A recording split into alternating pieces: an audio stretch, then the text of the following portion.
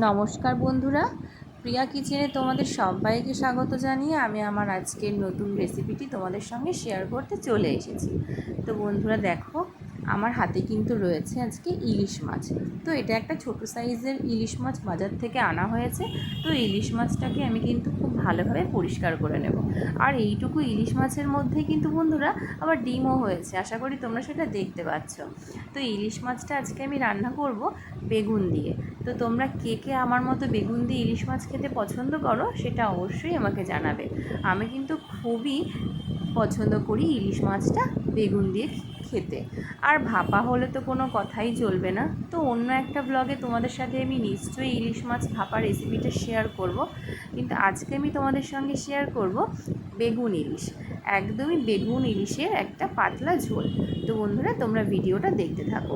তার জন্য আমি মাছটাকে কিন্তু ভালো করে পরিষ্কারও করে নিয়েছি, আর এদিকে আমি বেগুনটাকে খুব ভালো করে পরিষ্কার করে নিয়েছি। বেগুনটাকে কিন্তু খুব ভালোভাবে পরিষ্কার করে নিতে হবে বন্ধুরা। দেখতেই পেয়েছো তোমরা আমার বেগুনগুলোর মধ্যে কিন্তু পোকা হয়েছিল, তো তোমরা কিন্তু ভালোভাবে সেটা লক্ষ্য করে নেবে। তো তারপর আমি বেগুনটা আর ইলিশ মাছটার মধ্যে নুন আর হলুদ মাখিয়ে নেব।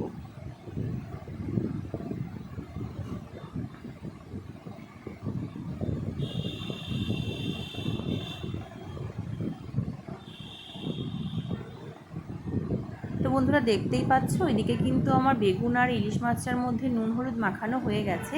এখানে আমি কয়েকটা কাঁচা লঙ্কা নিয়েছি আর একটু জিরে নিয়েছি। তো এগুলোকে আমি খুব ভালো করে এবার বেটে নেব।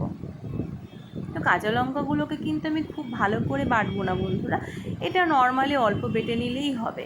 আর জিরেটাকে কিন্তু আমি খুব ভালোভাবেই বেটে নিয়েছি। তো এবার আমি কড়াইয়ের মধ্যে সাদা তেল দিয়ে নেব।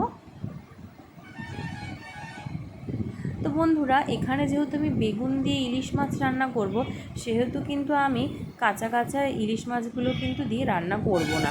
পার্সোনালি এটা কিন্তু আমার একদমই পছন্দ না।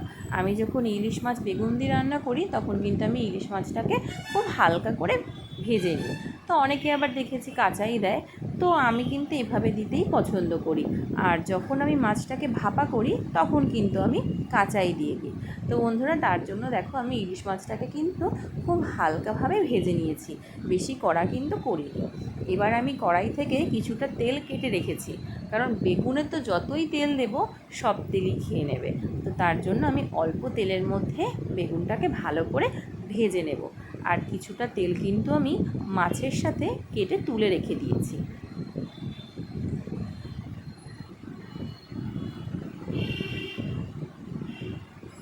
তো বন্ধুরা আমি কিন্তু দেখিয়ে দিলাম, দেখো আমি কিন্তু একটু তেল কেটে রেখেছিলাম।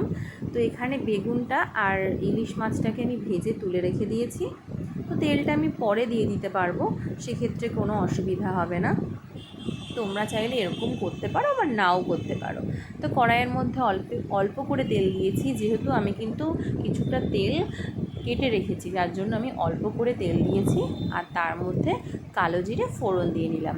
ইলিশ বেগুনের ক্ষেত্রে কিন্তু বন্ধুরা কালো জিরেটা অবশ্যই ভালো লাগে। তো বন্ধুরা আমি এখান থেকে তোমরা দেখতে পাচ্ছ বেশ কিছুটা কালো জিরে তুলে তেলের মধ্যে রেখে দিলাম।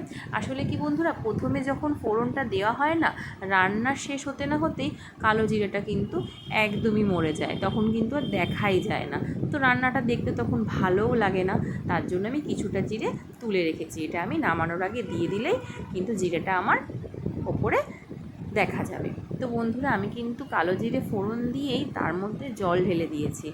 লঙ্কা বাটাটাও দেওয়া যেত, কিন্তু প্রচণ্ড পরিমাণে ঝাঁঝ হয় বলে আমি তার মধ্যে আগে জল ঢেলে দিয়েছি। তো জল ঢেলে দিয়ে আমি তার মধ্যে কিন্তু কাঁচা লঙ্কা বাটাটা দিয়ে দিয়েছি, আর তার মধ্যে আমি হলুদ আর নুন দিয়ে দিয়েছি।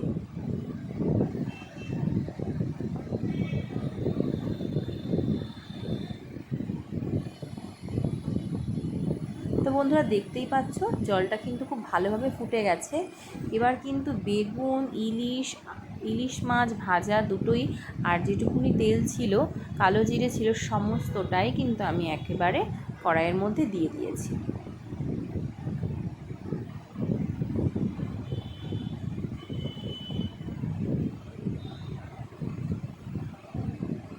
এবার আমি এটাকে একটু চাপা ঢাকা দিয়ে রাখবো। যেহেতু আমি বেগুনটাকে কিন্তু একদমই নরম করে ভেজে নিইনি, যার জন্য কিন্তু বেগুনটা একটু জাল লাগবে। তার জন্য কিন্তু আমি ঢেকে দিয়েছি। তো বন্ধুরা দেখতে পাচ্ছ বেগুনটা কিন্তু আমার একদমই সেদ্ধ হয়ে গেছে।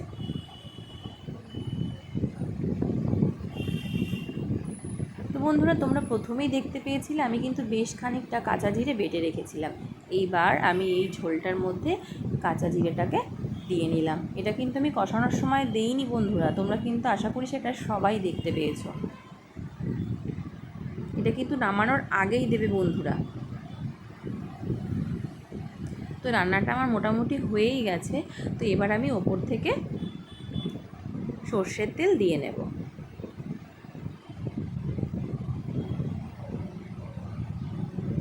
সর্ষের তেল দিয়ে 1 মিনিট মতো ঢাকা দিয়ে রাখলেই কিন্তু বন্ধুরা আজকের এই রেসিপিটা একেবারে তৈরি। তো এই রেসিপিটা তোমাদের কেমন লাগলো আশা করি সেটা আমাকে জানাতে কিন্তু একদমই ভুলবে না। আর তোমরা যারা ইউটিউব থেকে আমার ভিডিওটা দেখছো তারা অবশ্যই আমার চ্যানেলটিকে সাবস্ক্রাইব করবে। আর যারা ফেসবুক থেকে আমার চ্যানেলটিকে দেখছো তারা অবশ্যই আমার পেজটাকে ফলো করে আমার পাশে থাকবে। তো বন্ধুরা এই গরমে কিন্তু হালকা পাতলা ইলিশ মাছ বেগুন দিয়ে ঝোল একদম রেডি। গরম গরম ভাতের সাথে এটা কিন্তু খেতে অসম্ভব সুন্দর। তো বন্ধুরা আজকের মতো টাটা।